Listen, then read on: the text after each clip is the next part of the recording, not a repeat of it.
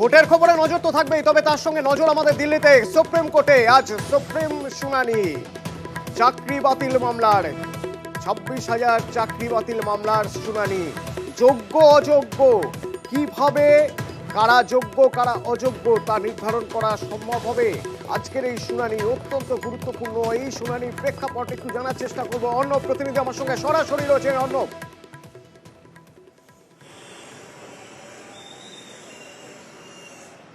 দেখো, গতকাল এই মামলা শুনানি একদিনের জন্য পিছিয়ে ছিল এবং দেশের প্রধান বিচারপতি ধনঞ্জয়া যশবন্ত চন্দ্রচূড় তিনি নিজে জানিয়েছিলেন আজ সকালেই এই মামলা তিনি শুনানি করবেন এবং এক্ষেত্রে হয়তো 11টার মধ্যেই শুনানি শুরু হয়ে যাবে এবং একটা বিস্তারিত লেন্দি হিয়ারিং হবে এমনটা কিন্তু আইনজীবীরা মনে করছেন।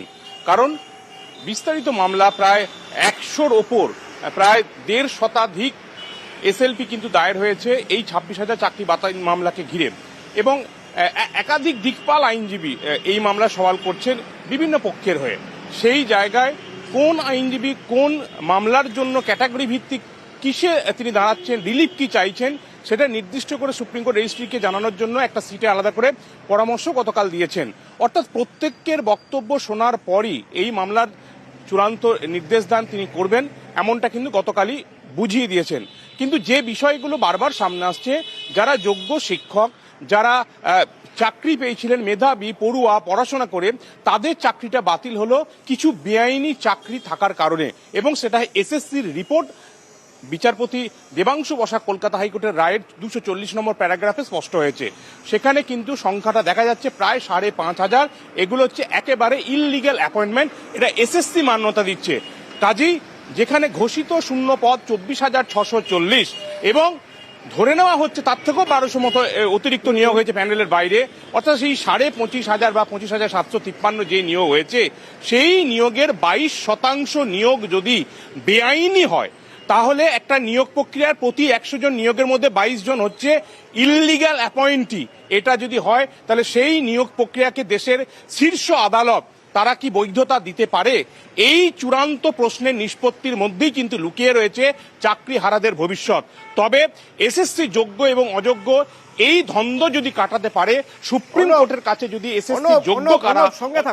সঙ্গে থাকো একবার চট করে শুনে নেব। 3রা মে এসএসসি চেয়ারম্যান তিনি বলেছিলেন যোগ্য অযোগ্য দ্বন্দ্ব কাটানোর জন্য ব্যবস্থা তারা করতে পারেন, তারা সুপ্রিম কোর্টে সেই ব্যবস্থাই করবেন বা সেই নথি দেবেন।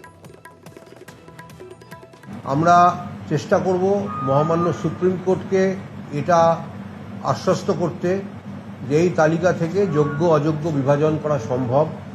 আমরা যেমন অযোগ্যদের একটা তালিকা দিয়েছিলাম, তেমনি ওই বিতর্কিতদের তালিকা আমরা অনারেবল সুপ্রিম কোর্টের কাছেও তুলে ধরব।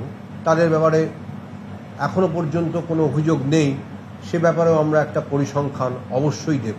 যারা কোনো দোষী নন বা যাদের টেইন্টেড হিসাবে চিহ্নিত করা যাচ্ছে না, আমরা অবশ্যই তাদের পাশে থাকছি।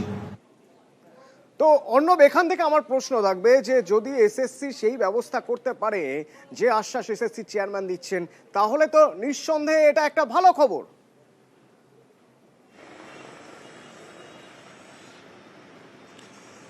দেখো, অবশ্যই ভালো খবর এবং সেই স্বস্তির খবরটা শোনার জন্যই আজও হয়তো টেলিভিশনে নব ঘোরাবেন অথবা ভার্চুয়াল মাধ্যমে তারা কানেক্ট হওয়ার চেষ্টা করবেন, সুপ্রিম কোর্টের আপডেট নেওয়ার চেষ্টা করবেন যারা চাকরি হারিয়েছেন। এবং যদি যোগ্যরা সুপ্রিম কোর্টের আদেশে যোগ্য হিসেবে স্বীকৃত হওয়ার পর তারা চাকরি ফিরে পায়, অর্থাৎ যে চাকরি করছেন সেই চাকরিতে আবার স্কুলমুখী হয়, তার থেকে ভালো খবর কিছু হতে পারে না। কারণ সংখ্যাটা 1-2 নয়, প্রায় 18 থেকে 20,000 যোগ্য শিক্ষক এমনটা দাবি করা হচ্ছে। যদি তর্কের খাতিরে ধরেও নেওয়া হয় যে সিবিআই এর যে ম্যানিপুলেশন ওএমআর কারচুপি, সেটা 8,163, অর্থাৎ সব মিলিয়ে 8,000ও যদি বেআইনি চাকরি হয়, তাহলেও কিন্তু সংখ্যাটা প্রায় 16 থেকে 17,000 বা 18,000। এই সংখ্যাটা কিন্তু যোগ্য শিক্ষক রয়েছেন যারা প্রকৃতপক্ষে মেধাবী, যারা পরীক্ষা দিয়ে চাকরিটা পেয়েছিলেন। সেই চাকরি তারা সবাই তাদের পরিবারের সবাই, তাদের আত্মীয় পরিজন যারা রয়েছেন সবাই অপেক্ষা করে থাকবেন আজকের দিকে, অর্থাৎ দিল্লিতে সুপ্রিম শুনানি কি বলে সেদিকে নজর আমাদেরও। 4 কেন্দ্রে ভোট, মালদা উত্তর, মালদা দক্ষিণ, মুর্শিদাবাদ, জঙ্গিপুর। তো এই 4 জায়গায় ভোটের ছবি কি দিনভর দেখাবো আপনাদের। তারই সঙ্গে নজর থাকবে সুপ্রিম কোর্টে কি হয় সেখানে। সুপ্রিম শুনানির যোগ্য চাকরি হারাদের কি পাবেন সরাসরি দেখাবো আপনাদের।